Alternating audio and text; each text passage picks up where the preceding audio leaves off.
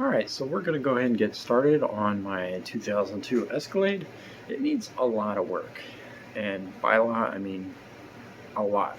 And you wouldn't really think that for a vehicle that's 20 years old. You know, it's kind of new. It's not that ancient really. How much can really be wrong with it? Well, a lot.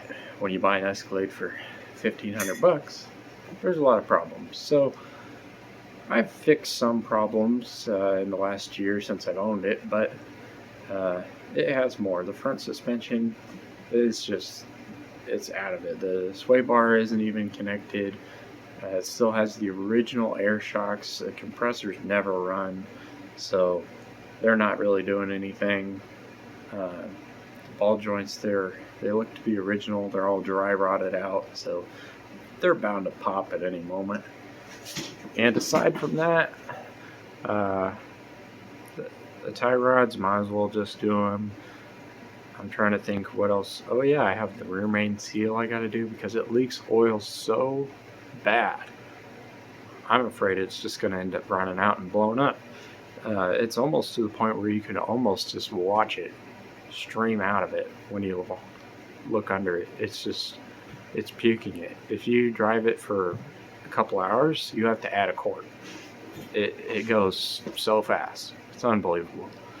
Probably the worst oil leak I've ever seen, to be honest. There's just oil everywhere under this truck. So I have that to do. I think I'm going to go ahead and do the pan gasket while I have almost everything apart. Oh yeah, and the wheel bearing went out on the passenger side, so that's fun. Go down the road and it's just wah, wah, wah, wah. So yeah, anyways, gonna go ahead and jump right onto it. Enough blabber from me. I tend to talk too much, so here we go.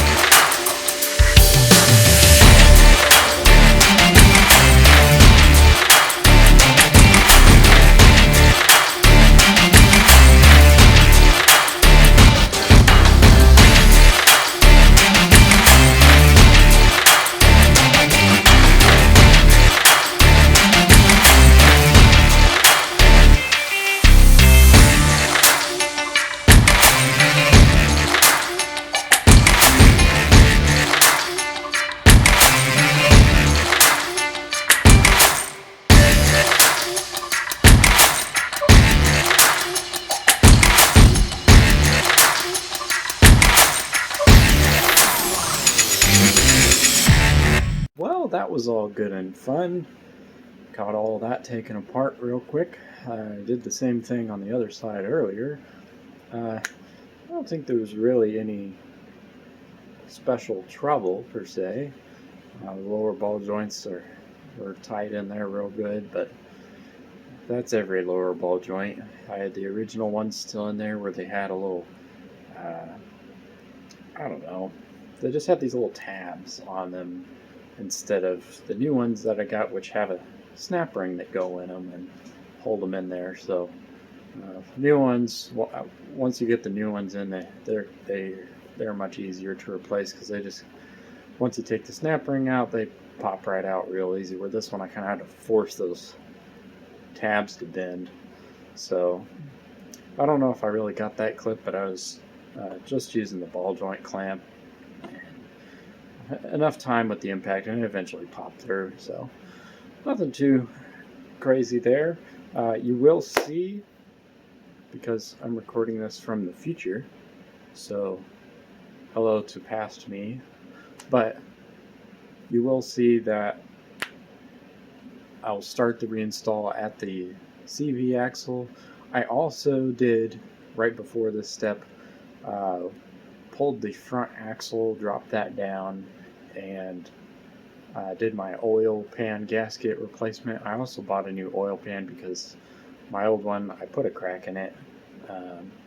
My rear main seal plate was a little crooked, so it kind of got lodged on it, and it just cracked the corner off the pan. So I replaced the rear main seal and got that all situated.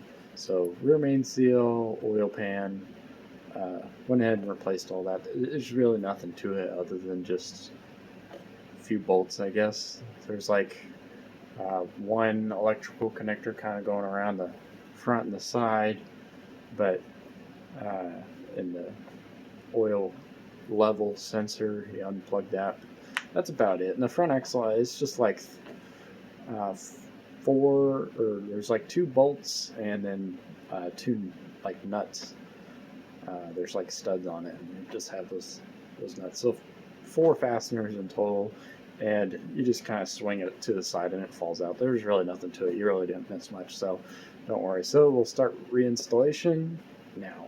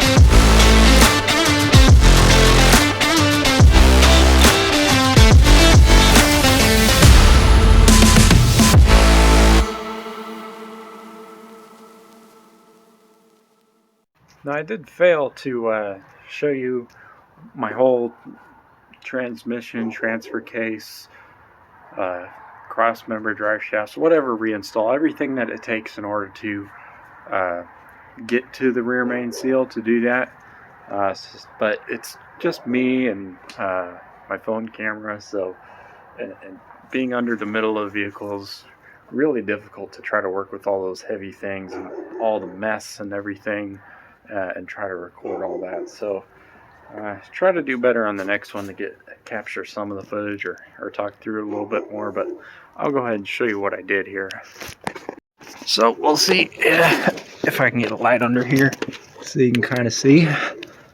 There's my new oil pan. It's a little dirty. And here's my trans, which you can see is still full of oil. I didn't really clean the bottom of it.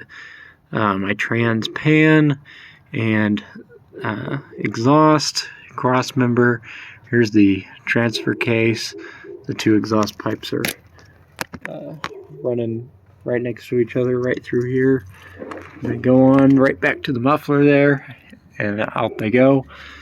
And of course there's the rear drive shaft and the front drive shaft, but for the most part it's pretty straightforward stuff. I mean, start with the cross member here. You'll go ahead and put a jack with a wood block under the trans pan there. Pulled this cross member out right here. Once I had that out, there's let's see if I can squeeze under here. There's 6 nuts. There's one right there. 6 nuts going around holding this transfer case in. You want to undo those 6 nuts with a stubby wrench I found easiest for me, and this thing can just slide back. Of course, take off the drive shaft before you do that. It's just 4 7/16 bolts spinning around. Take those out, pull that out, and then from there you can let the trans down a little bit. You'll have a little bit more room. Take off the exhaust at the front and the back.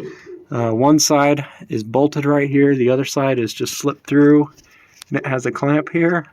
And my clamp broke, so I had to get a new one. But aside from that, that's not too bad. There's a little hanger here that's attached to a heat shield that's attached to the side of the trans with a couple bolts, and then undo all the electronics and undo the bell housing bolts, and whoop, she falls down. I mean, yeah, there's nothing too crazy complicated, but it's all said and done now. So, and you can see a little bit of my new suspension parts from this view, which is nice.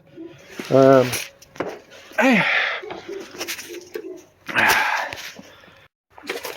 gotta get up here. I really haven't had a chance to drive this rig very much. It's all said and done and ready, but this side, you can actually see a little bit of liquid here. The passenger brake hose somewhere in here. Let's see if I can. Somewhere in here, not sure where. The brake hose, their brake line, something is ripped or has a hole in it. It's just leaking brake fluid everywhere. So there's basically no brakes on here at the moment. I did take it on a short, very, very short run, just up and down the highway real quick. I don't know, a block or two maybe. And she drives really well. I went to take it out a second time and it basically had nothing left for brakes, and then the brake fluid leaked so bad that wheel weights actually fell off on my wheel here, so it started shaking a little bit. And that's as much as I done, and now we're here, and you will see in an upcoming, I'm gonna start taking these steps off so that way I can start working on some of the really bad rust holes on either side. Let me show you real quick on this other side that I haven't started working on yet. But yeah, you got these ginormous holes building up in here.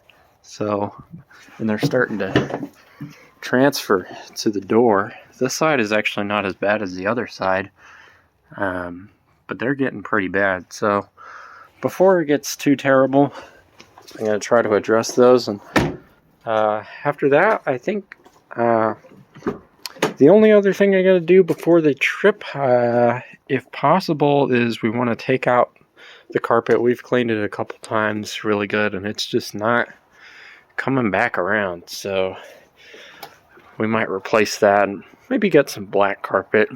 Add a little bit more contrast to this rig. It's all beige, which I don't mind, but you know, we could spruce it up a little bit and give it a little bit more contrast. So anyways, till the next episode, that's where we're at. Good running driving just needs couple brake hoses, and we're moving on to some fabrication and rust repair, and then we'll move on to see what we can do with the interior, try to get it put back together. Oh yeah, and that glove box to put in, and that's it. So we will see you next time.